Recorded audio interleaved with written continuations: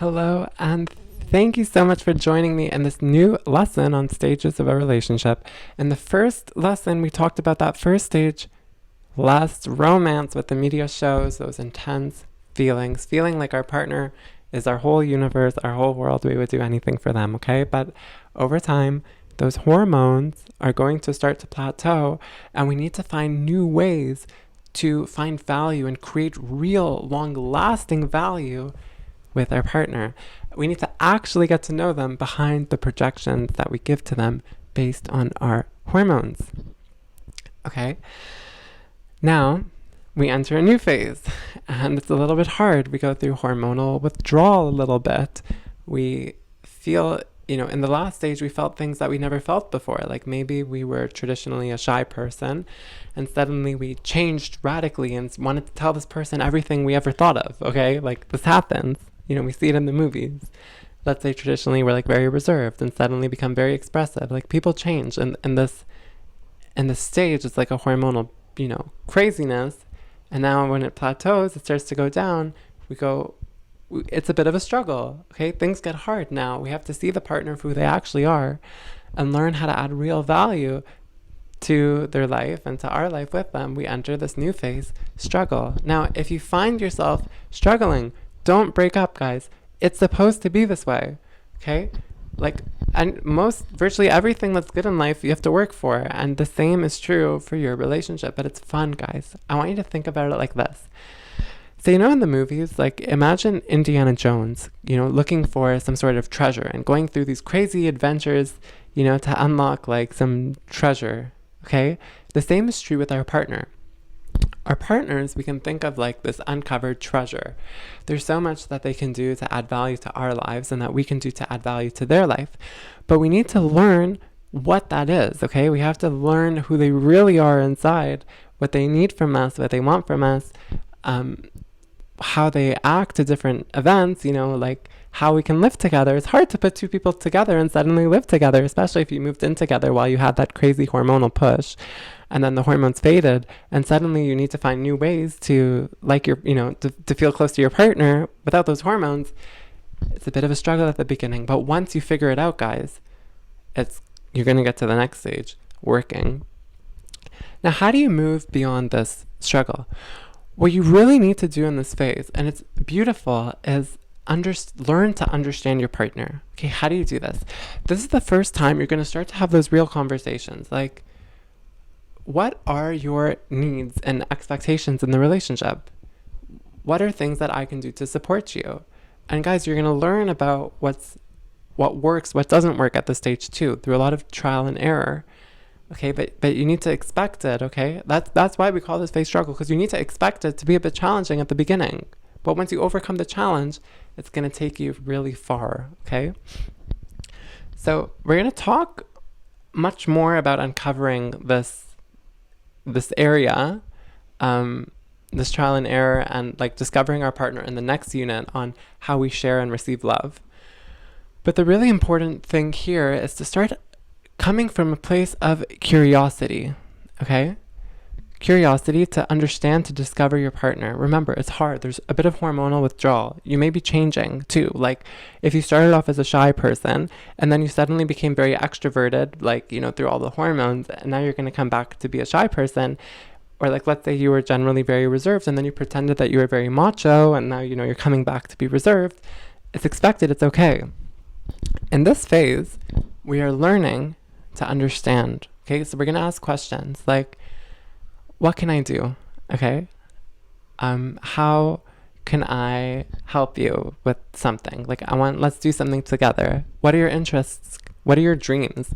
You want to ask these questions to your partner. You want to get to know them. What are your passions? Okay.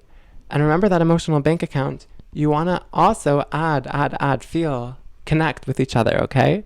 Whenever there's an opportunity to share how you feel with them or ask them how they feel, you want to build that connection. You're going to build trust at this phase, guys. At the beginning, it's like you have this artificial connection and it drops, and now you're going to build that real connection, okay? But it's not always going to work out, but you're going to keep trying, okay? You're going to ask them, what are your expectations of me? And you ask, you're going to tell them, like, can we talk about our expectations of each other? What do we fear? This is so important. This is a great way to understand your partners. Like, what do they fear? So in Sue Johnson's book, Hold Me Tight, which is a really amazing book on relationships, how to build a strong relationship and the power of relationships, which we reference a few times in this course, she says it's so important for couples to do two things. The first is make a list for each other of their needs and their fears. So you can spend a few hours writing a document for your partner and have this conversation with them first, that you're interested in doing this with them.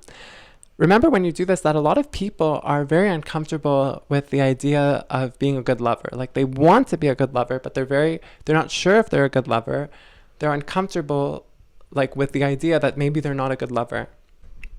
You have to remind them that they are a good person, okay? They are a good lover. It's not that you're not satisfied with them.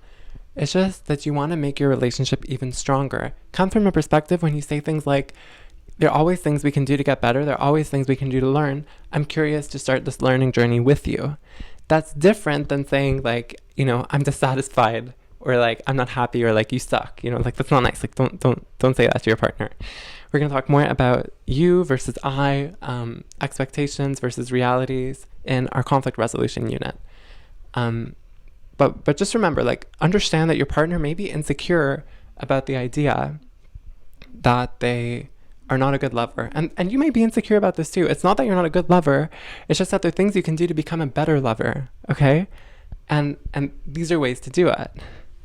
So you're going to discover your needs and your fears. Make a list for each other, okay? Explain them. And then share those letters, share those documents with each other, okay? And talk about them. Talk about it. Like, understanding what your partner needs from you is so important.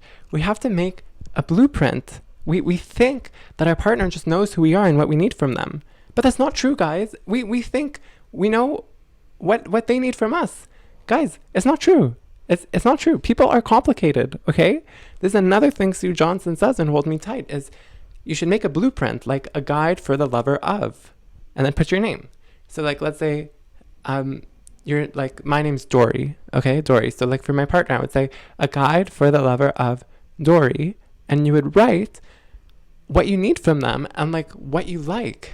We think we know, guys. A lot of us walk around, by the way, having absolutely no idea what we like. How in the world are you supposed to expect your partner to know how to treat you if you don't even know how you want to be treated? Okay, you have to make a very clear understanding of what you want. We're going to talk about this in the unit on limits, how to talk about this with your partner, how to discover them. But a really important thing is just to think yourself, like, what do you really need? What do you really need from your partner? What do you really like? Okay? What are you scared of? Like, this is something also that helps. What hurts? Think about this. What feels good? Think about it. Write it down. Share it with your partner. You're not being demanding. You're just like expressing to them who you are. And guys, the thing is, you have to invite them to do the same thing for you, because people love talking about themselves. If you tell your partner, like, hey, I want to learn how to be a better lover to you, like, can you tell me? Can you like make me a guide? Kind of think about like what you want from me, what you need from me, and like I'll try to do that for you. Guys, like, this is like exhilarating for your partner. They're gonna think like, oh my goodness, I matter so much that my partner wants to do that for me. Like, damn, like, you can have this. This is why this stage is so beautiful. You're gonna come down from this hormonal withdrawal, okay? Then you're gonna learn how to work, okay? And then once you're working, you're going to get to the next stage, which is working, which we're going to talk about in the next lesson. But see, this stage, guys, the struggle, it's hard at the beginning. You have to do trial and error. You have to figure out what works. Maybe you don't know the way you want to be treated. Okay, you're going to try. Maybe it's not working, but then maybe another thing works. You're going to struggle, but you're going to figure it out if you just keep trying. Every couple went through a phase like this where they had to try. Okay, it's not like it's a bit challenging sometimes, but it's really, really beautiful when you come to understand it, okay? It's also in the stage where you're going to learn about who your partner really is. You're finally going to start seeing them outside of this crazy hormones for who they really are.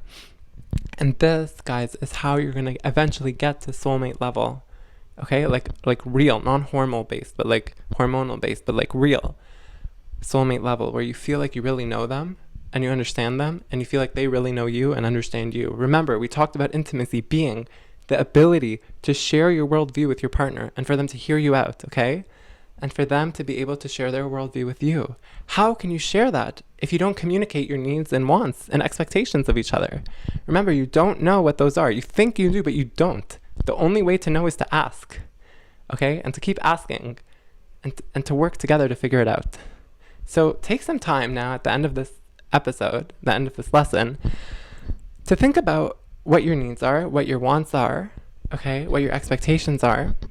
We're going to give you a handout with some tips and some tools you can use and a little booklet that you can start doing with your partner. Thank you so much for listening to this lesson. In the next lesson, we're going to talk about what happens once you start getting good at this and you get to working, the next stage. So thank you so much for joining me, and I'll catch you in the next lesson.